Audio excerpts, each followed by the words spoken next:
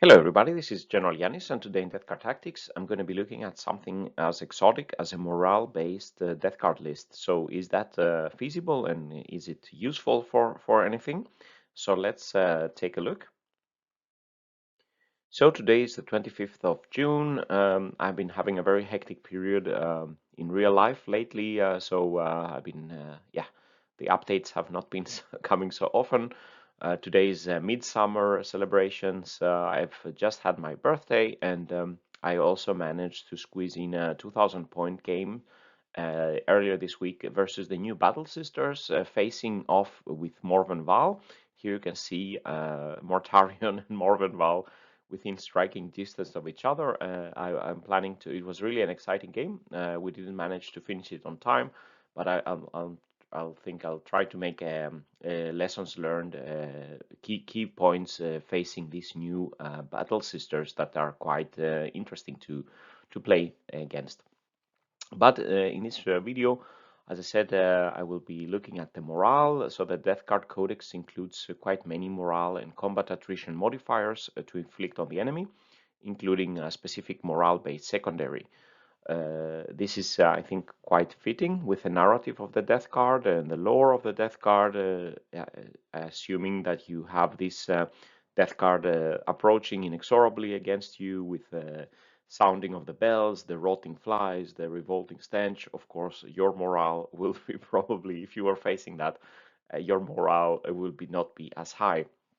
However, the morale phase and the morale in general is probably the least used and, to be fair, least useful part of the 40k game, seldom being very effectful in the game. Of course, shooting, psychic powers, fight phase, all the other aspects are much more important than morale.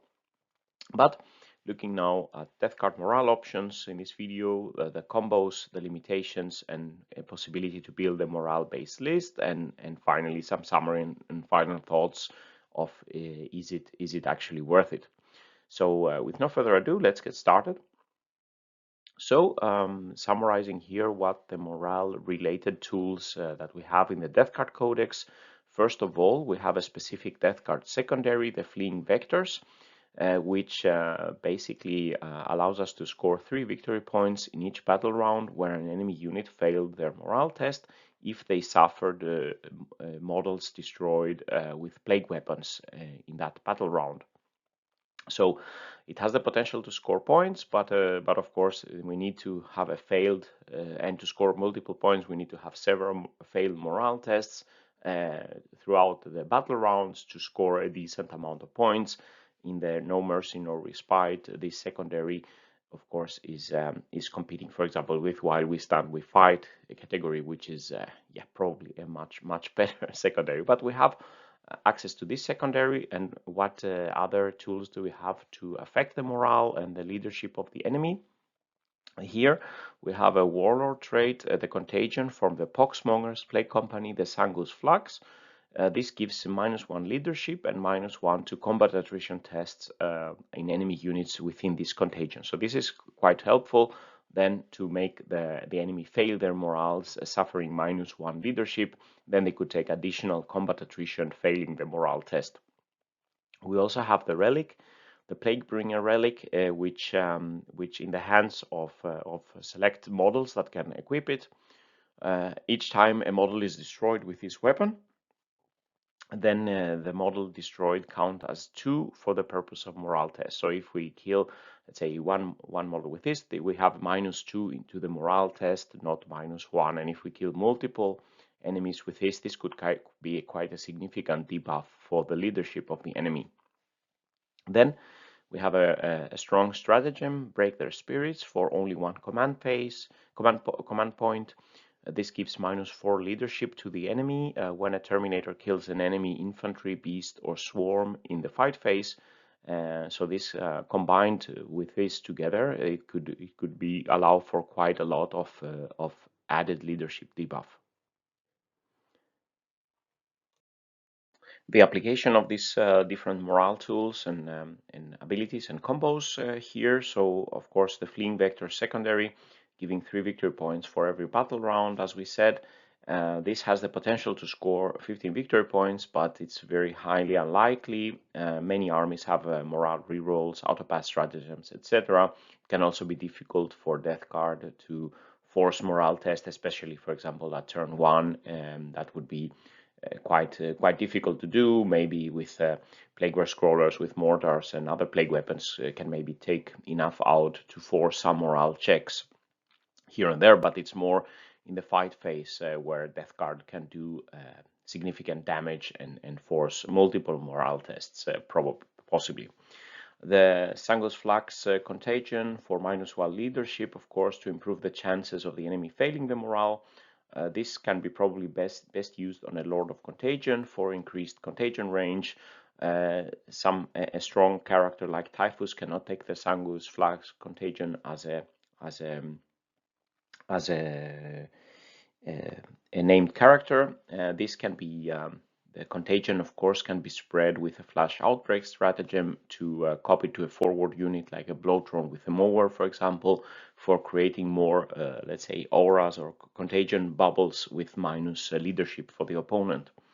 The Plaguebringer relic, as we said, can be used for some select models. This could be either a Chaos Lord or a Blight Lord champion or a Plague Marine champion, or some of the Virion characters. Unfortunately cannot be used on some of the more hard-hitting characters because it substitutes weapons that they cannot have. It would be nice if, for example, Demon Prince could have it, or the Lord of Contagion, but here these are the, let's say, not the strongest characters can bring the Plaguebringer relic.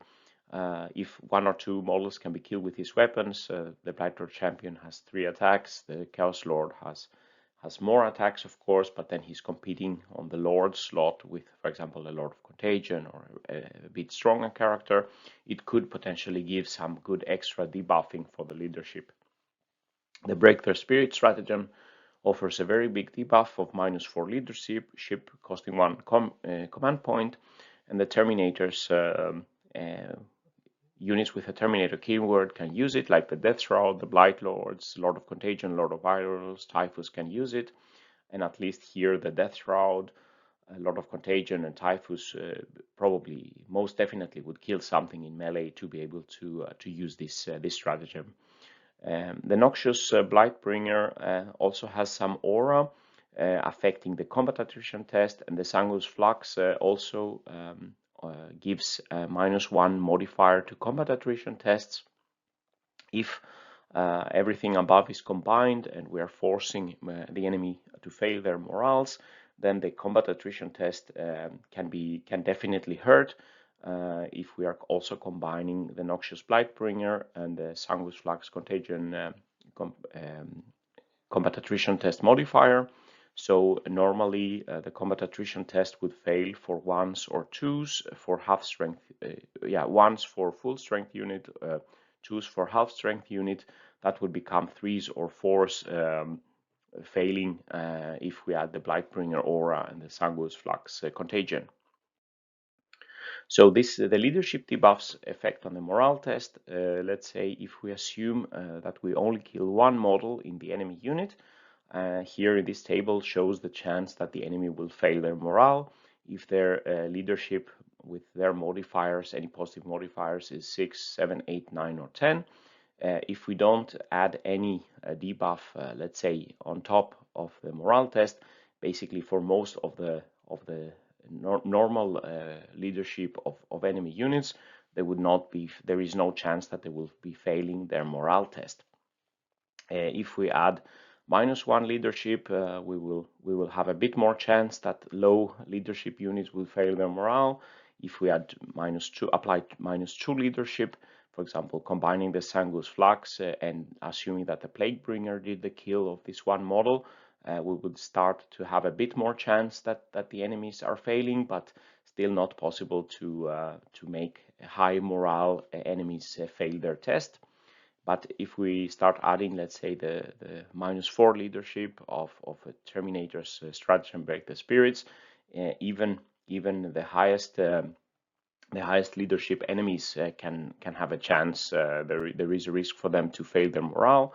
And of course, the more we stack, if we add Break Their Spirits and Sanguis Flux or Plaguebringer, more and more we are reaching the, let's say, the maximum probability for failure, which is 5 in 6, because a 1 in the morale test of the enemy always will succeed. So for example, here with -6 leadership, only one model kill, applying, let's say, break their spirits, having the Sangus Flux Contagion nearby, and using the Plague Bringer, would have even up to leadership 8 enemy units having only 1 in 6 chance to pass their morale test, so very high probability that they fail the morale test.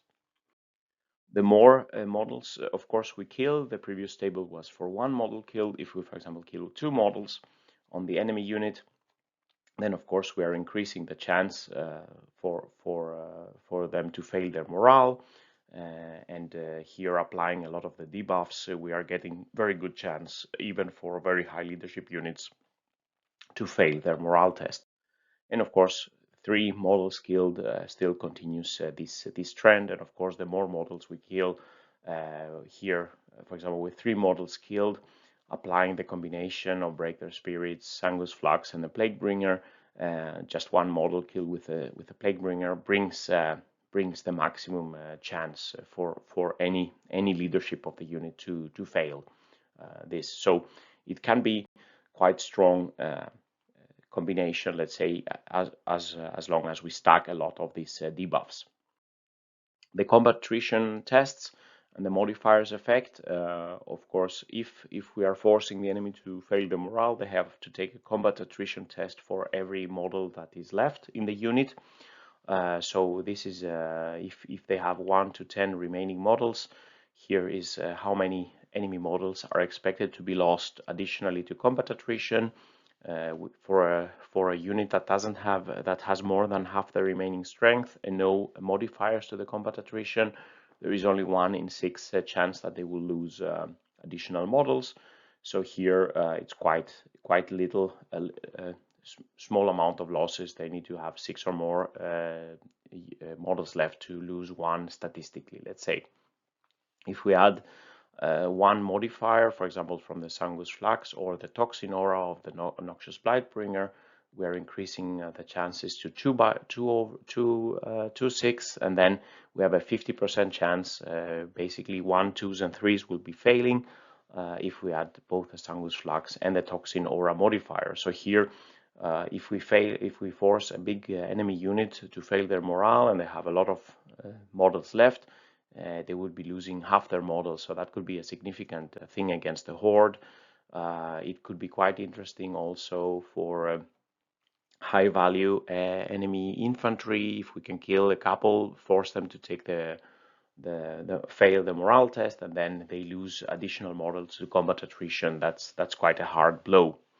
If on top we brought the enemy below half strength, killing models, then they will be 2/6 chance to lose models with no debuffs. And then if we add the Sangus Flux or the Toxin Aura, or if we add them together, we can do significant damage. So here, with everything applied, 1s, 2s, 3s, and 4s will be lost models. So that could really destroy and take out a lot of enemy models. So some list idea here, more a building block type of list. So as we said, the Plague Company Poxmongers builds gives access to the Warlord trait, to the Contagion that decreases leadership and applies modifier to the combat attrition test. So for example, the Lord of Contagion with the Plague Reaper and being the Warlord with the Sangus Flux would start the Contagion range with +3 inches. And he's also very good in melee to take out enemy models, and then they will be suffering from this -1 leadership. Then probably a Malignant Plague Caster with Gift of Plagues to buff the Contagion range of the Lord of Contagion. A Demon Prince with wings could be considered, with the Iron Clot Furnace Relic. Having access to the Poxmongers for this Warlord trade, maybe we can also benefit from Demon Engines having Plague Weapons and maybe increase their invul saves. Troops probably would be kept basic as possible. Let's say some small units of poxwalkers, and then in the elite slots, the Noxious Blightbringer, allowing for this combat attrition modifier.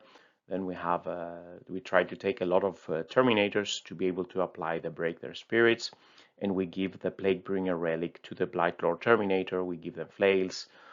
Maybe here I've illustrated one big group, but we could also have two smaller groups, two 5-man groups with one flail each, 3 small squads of Death Shroud Terminators. Hopefully they can come into melee, take out a couple of enemy models, apply the Break Their Spirits, and be forcing the enemy to have to really think about taking these morale tests. As I said, fast attack units, the blow drones with mowers, for example, can be good. Being able to take out a lot of enemy models in melee. With Flash Outbreak, they could spread the Sangu's Flux contagion to apply minus leadership, or greater Blight drones could also do that job. Heavy support, Plagueburst Crawlers with Entropy Cannon and Slugger could make long range damage to probably they can focus on some enemy units that are hard to reach with their mortars, maybe forcing some morale checks early on. Looking at the limitations for the morale, of course, morale in itself doesn't work, let's say, in the first place. For units with only a single model, like vehicles and characters, they cannot be forced to take morale test. If they are killed, they are killed. So, of course, if you play an enemy list with a lot of vehicles, then basically all this morale is worthless, let's say. There is, of course, the auto pass for morale, the core stratagem, Insane Bravery. It's costly, 2 command points, and it can only be used once per battle. But if the enemy can use that, then they can, of course, deny some area where we have applied a lot of debuffs to their leadership, but they cannot use it constantly. There are, of course, on top of this, there are army-specific stratagems and abilities that allow the enemy to add leadership, reroll morale checks, auto-pass morale, etc. They can use the morale of high morale units. The orcs, they have rules that, for example, a big squad of boys, they have the leadership of the number of the horde, and then even with a -4 leadership, you can't make them fail unless you kill a lot of models. And basically, on top of all of this, there are much better secondary objective choices for Death Card rather than fleeing vectors. Still, the morale could be useful even if the secondary objective is not chosen. So, some summary and final thoughts. Death Card has plenty of tools to affect the enemy morale and combat attrition, and a secondary to score victory points on failed enemy morale tests. The Terminators, Break the Spirit stratagem, the Sangu's Flux contagion of the Poxmongers, and the Plaguebringer relic can stack together very high leadership debuffs, apply very high leadership debuffs on the enemy, and on paper those can significantly increase the chance that the enemy fails their morale.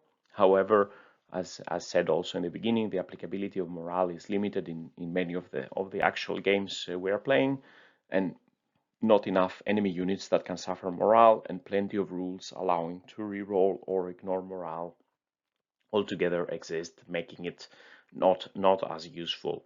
So the final thought is that, of course, such a list or such ideas here are not super competitive, but could be quite a different approach for a more thematic play. If you would like to go in that route, it could be interesting in a, let's say, more casual game, trying to go for a morale approach that would be fitting with a Death Card image. So this concludes the video. What do you think about the morale and the morale implications from Death Card Codex? Please leave some comments below, and please, if you like this video, please press like and subscribe to my channel. If you want to further support and discuss more lists and videos and next ideas for videos, please visit my Patreon page. And with these words, General Yanis is signing out. Stay safe out there, and bye-bye.